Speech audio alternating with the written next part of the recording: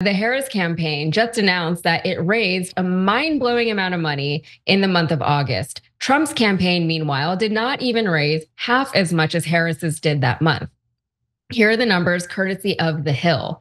Vice President Harris's campaign raised $361 million in August and has $404 million in cash on hand going into the last 2 months before Election Day.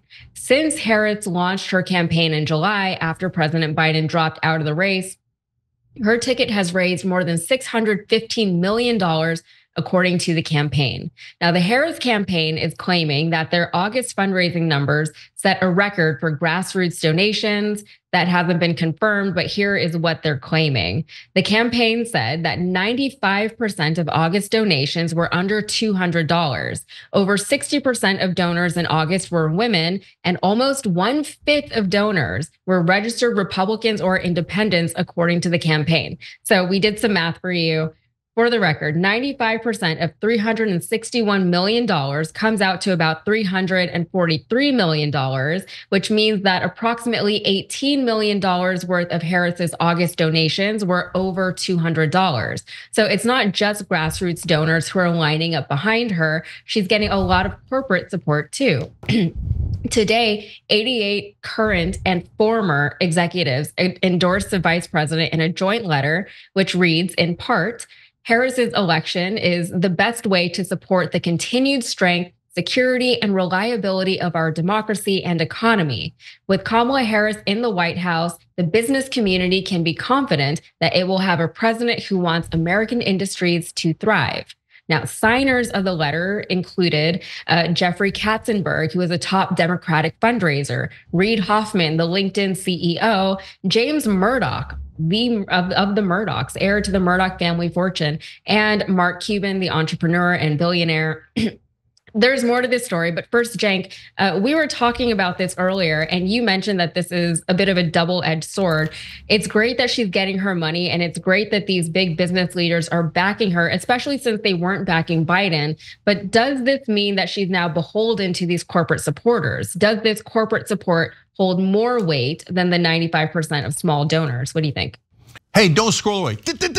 Come back. Because before the video continues, we just want to urge you to lend your support to TYT. You power our honest reporting. You do it at tyt.com/team, and we love you for it. Well, first of all, definitely, let's keep it real. But beyond that, also, how does it look? So in mainstream media, it looks great. You know, they put out there, oh, the business leaders are backing Kamala Harris, and if you live in the TV world, that shows that, you know, smart, established people are, you know, backing her and the system and stability, and we'll get back to why they're doing that in a second. And that seems as nothing but a pure positive, and she's raised more money, and that's a pure positive. But in the actual country, when you see a headline that says 88 corporate CEOs back politician X, right, fill in the blank, I don't know that for the average American that's such a great story.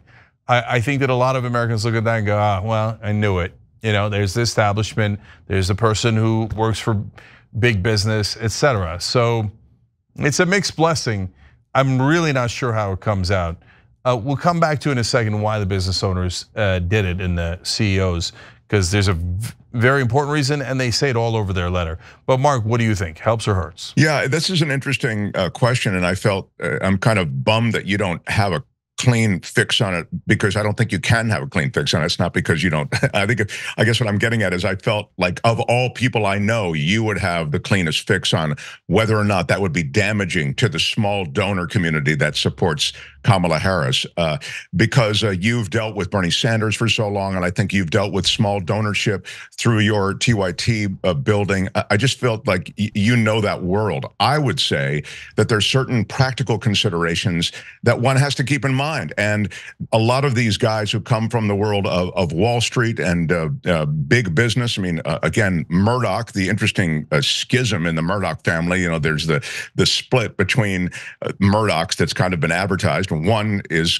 clearly now in the Harris camp, and the Mark Cubans of the world. They want stability in the economy, I think. I'm not suggesting that they share any progressive ideals particularly, but stability is a good thing. Most investors want stability, but of course, the bulk of the super rich, they want to own an easily ownable candidate, and that is Donald Trump, and an easily ownable administration, and that's the Trump administration.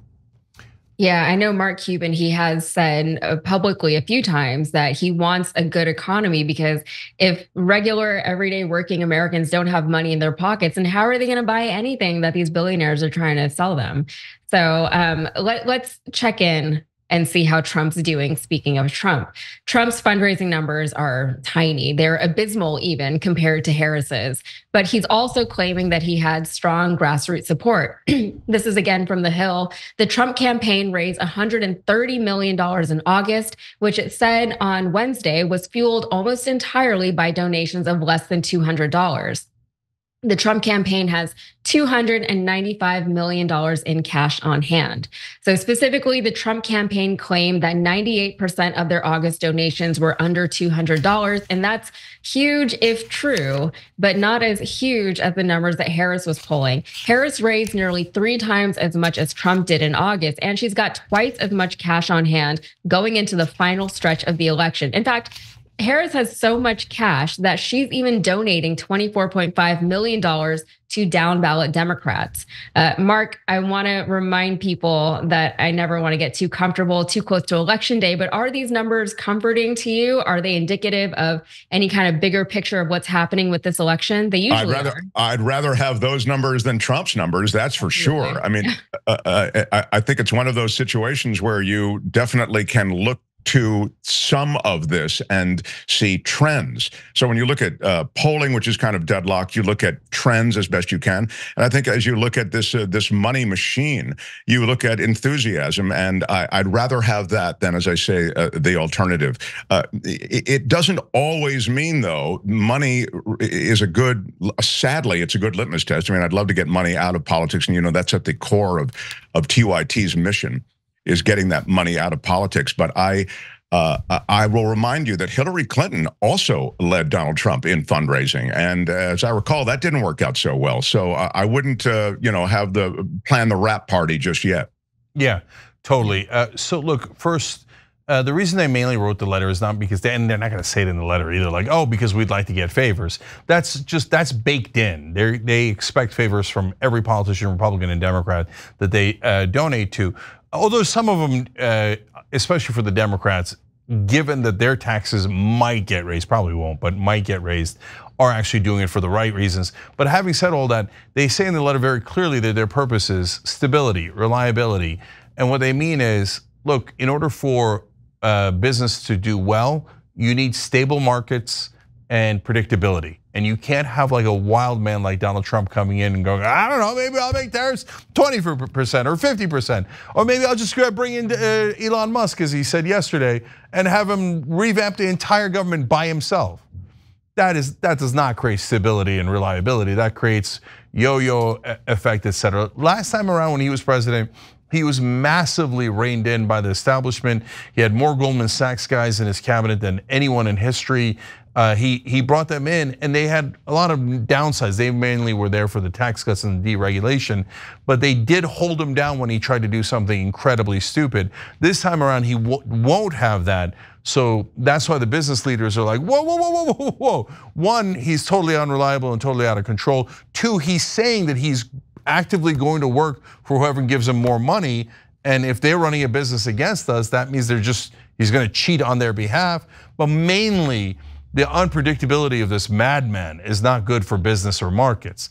Now, in terms of how it affects Kamala Harris, I mean, of course, you'd rather have more money, to Mark's point, because then you run more ads, you have more people that can do door knocking, all the different things that you need for a campaign. It creates positive media because the media doesn't see it like we do, where they just see like, oh, corporate CEOs. She won more corporate CEOs, she wins, it's over, right? So all the media around it is very, very positive, and that affects people to some degree. Mark, to your question about small donors, I don't think that it affects how much small donors give. What I'm more worried about is the voters. How does it affect the voters? And so when you see all these big business guys coming in on Kamala Harris's side, that might actually cost her some votes. These days, the Democrats, unfortunately, are seen as the more establishment party.